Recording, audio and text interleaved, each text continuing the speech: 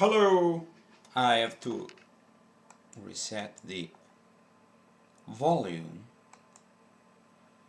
Okay, I want to speak about some experiences of mine trying to teach English in Italy. I'm bilingual, parlo, penso, perfettamente italiano e inglese. I think I can perfectly speak Italian and English, but that's not the point. Questo non è il punto, il problema. The problem is that the criteria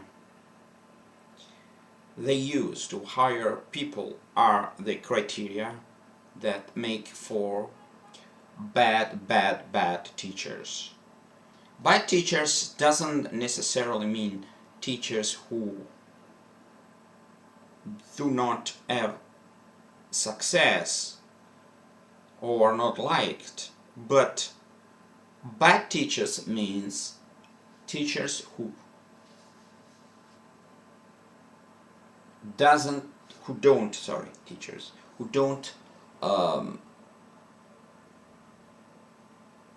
get right results. I mean, teachers who don't make you learn English as fast as possible. This doesn't mean very fast, but streamline your learning. Why?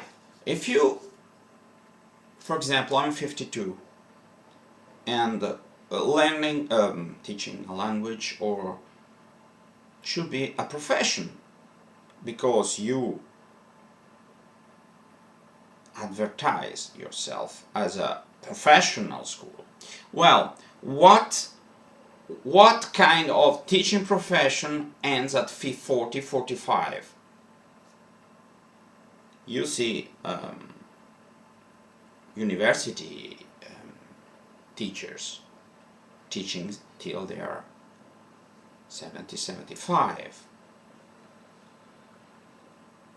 And nobody has any problem with that.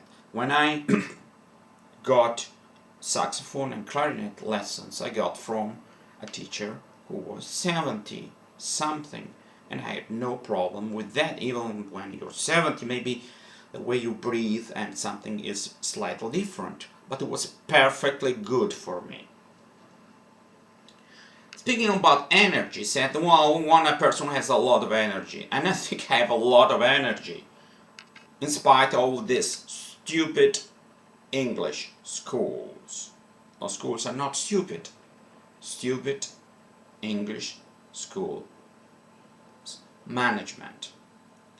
Well, it's not fair to be discriminated according to criteria that have no bearing on the job at hand, like your sex and your age, unless I'm 95 maybe.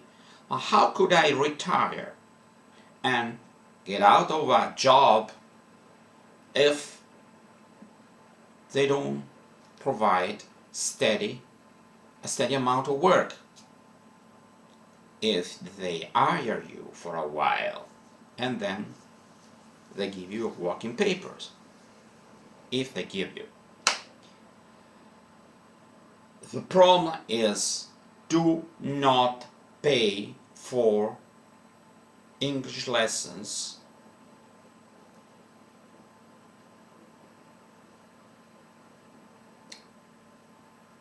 in language schools,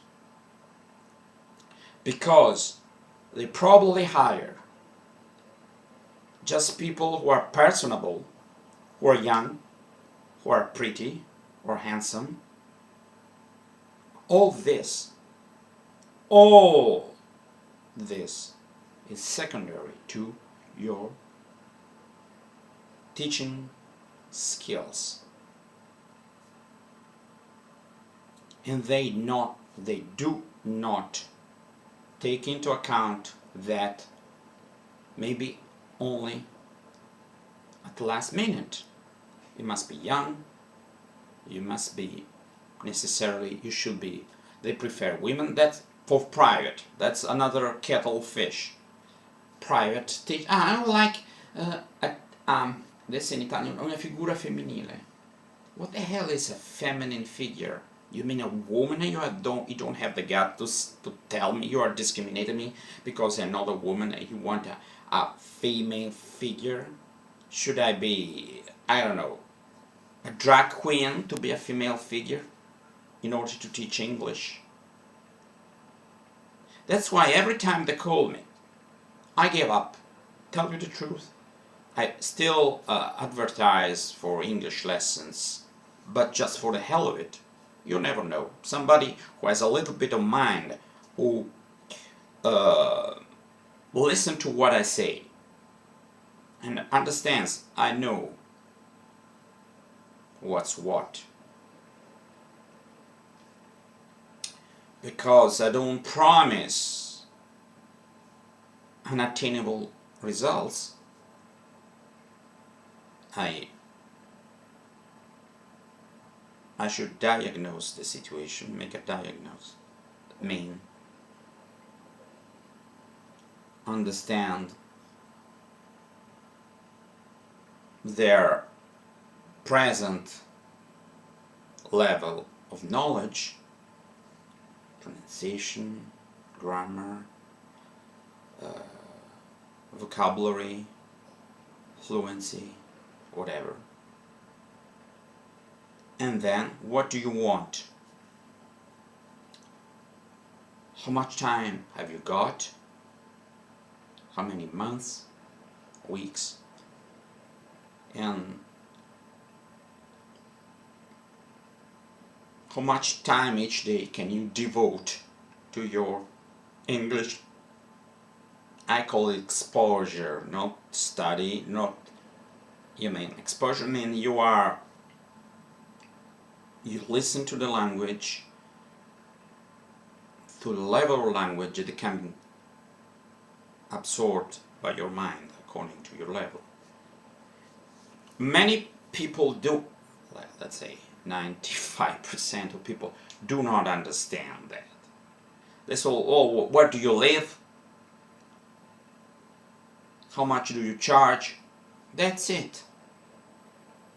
They only want to know where you are from, if you're a native speaker or not. Let's speak about native speakers, because that's another moot point. I don't understand why in public schools means state schools, okay? Not like in England. In state schools, you can have a university degree and teach. I don't ask you. They don't, it's not, I mean, you have, like any other thing, you have a university degree, you can teach something, okay? It's not important if you started speaking English when you were a child or when you were 15 or 20.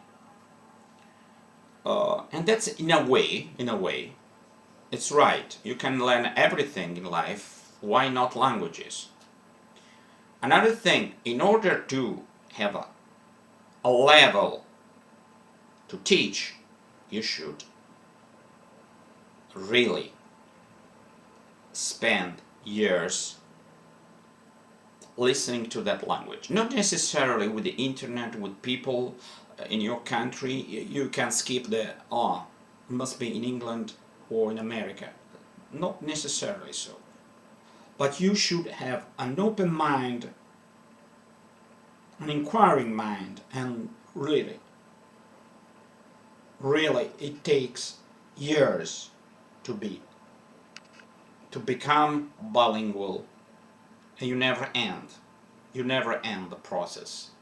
Like languages, languages change. Your level of knowledge changes. So you shouldn't say, oh, I know English, or that's my first language, I know it. Yeah, you don't forget basics, but you sometimes you're at a loss for words, your accent is influenced. It's very difficult to keep separate the languages you know. So it's a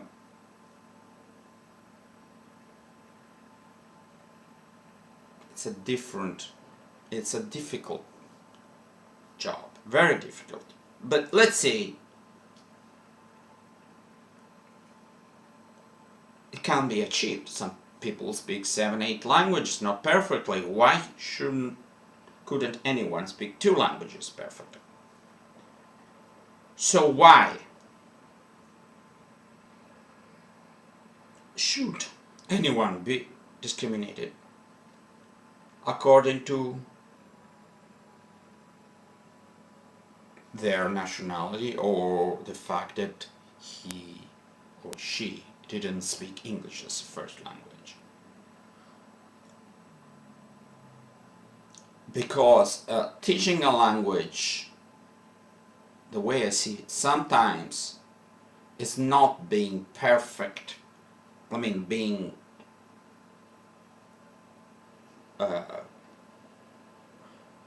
native speakers make mistakes. Native speakers have accent, and they're not perfect. Okay. Some people